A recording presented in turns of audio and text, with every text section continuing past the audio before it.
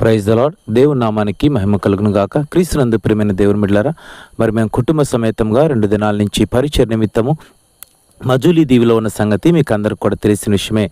అయితే ఇక్కడికి వచ్చిన తర్వాత మోవా మరి చపారి గావోన్ అనేటువంటి గ్రామంలో మనోస్పేగు అనే ఒక కుటుంబాన్ని వెలివేయడం జరిగిన విషయం మీకు అందరికీ నేను తెలియపరిచాను.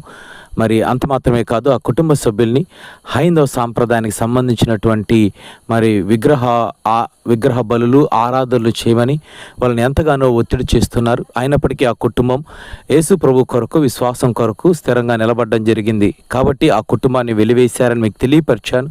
దాన్ని బట్టి ఆ కుటుంబ సభ్యులు ఎవరితో మాట్లాడడానికి కానీ ఎవరు ఆ కుటుంబ సభ్యులతో మాట్లాడడానికి లేదు, ఎవరు ఆ ఇంటికి వెళ్ళడానికి లేదు. కనీసం వీరు పక్కింటికి వెళ్ళి నీళ్లు కూడా తెచ్చుకోవాలంటే పరిస్థితి, త్రాగడానికి కూడా నీరు లేక ఎంతగానో ఇబ్బంది పడుతూ ఉన్నారు.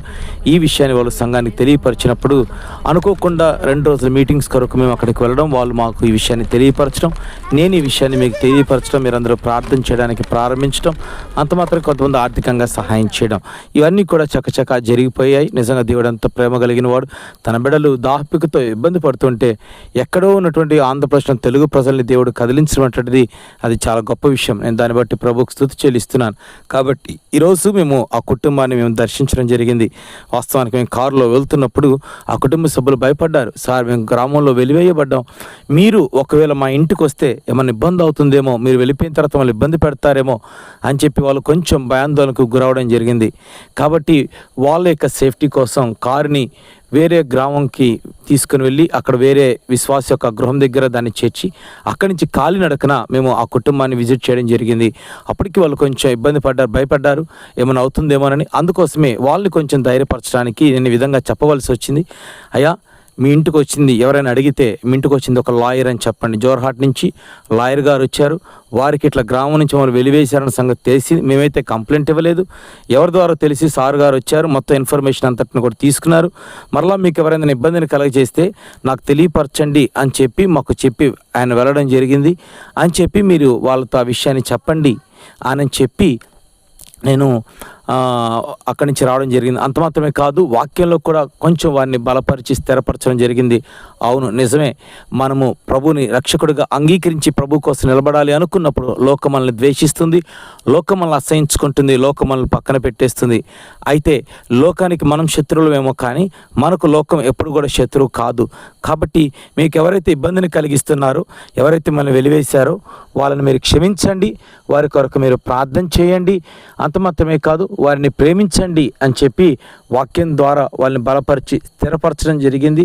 క్రీస్తునందు ప్రియమైన దేవుని బిడ్డలారా, మరి ప్రాముఖ్యంగా మరి మన వాళ్ళు ఇచ్చినటువంటి ఆ నగదును వాళ్ళకి చాలా చక్కగా తెలియపరిచాను. సో సెండర్ దేవుడు, రిసీవర్ మీరు, మధ్యలో మా తెలుగు సహోదరులను ప్రభు ఒక పోస్ట్ మ్యాన్గా వాడుకున్నాడు. దాన్ని బట్టి మేము ప్రభుకి స్తుతి చెల్లిస్తాం. మమ్మల్ని వాడుకున్నందుకు ఈ పనిలో మరి మీకు పంపించినందుకు మీరు ప్రభుకి స్తుతి చెల్లించండి అని చెప్పడం జరిగింది.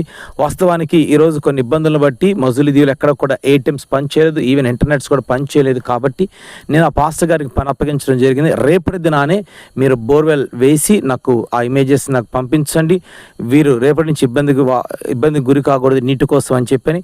అంత మాత్రమే కాదు, మరి ఇంకొంచెం నగదు మిగిలింది కాబట్టి ఆ నగదుకు కావాల్సినటువంటి నెలకు సంబంధించినటువంటి సరుకులు, బియ్యము, ఆ పిల్లలకి స్నాక్స్ అన్నిటినీ కూడా వాళ్ళకి ఏర్పాటు చేయమని చెప్పి రావడం జరిగింది. కాబట్టి క్రీస్తునందు ప్రియమైన దేవుని బిడ్డలారా, ఆ కుటుంబ సభ్యులు మరి ఇంకా విశ్వాసం స్థిరంగా నిలబడలాగా ఆ కుటుంబ సభ్యుల కొరకు ప్రార్థన చేయండి. అంత మాత్రమే కాదు, మరి ఇరుగు పొరుగు వారు కూడా వాళ్ళని ఇంకా ద్వేషించడం ఆపి వారిని వాళ్ళలో ఒకరిగా మరలా తిరిగి కలుపుకోవడానికి సహాయం చేయండి. ఆ గ్రామస్తుల యొక్క రక్షణ, మారు మనసు కొరకు కూడా మీ ప్రార్థనలో జ్ఞాపకం చేసుకోండి. మరొక్కసారి ప్రతిస్పందించిన మీకు అందరికీ కూడా ప్రభువు నామమున నేను వందనాలు తెలియచేస్తున్నాను, ప్రార్థన చేస్తున్నాను. మీకు అందరికీ కూడా వందనాలు. ఇంకా రానున్న దినాల్లో అనేక మందిని విధంగా మనం చేరుకొని వారి కొరకు ఒక మోరల్ సపోర్ట్గా, ఒక స్పిరిచువల్ సపోర్ట్గా నిలబడడానికి ప్రభు మనల్ని వాడుకొనుగాక. ఆమేన్.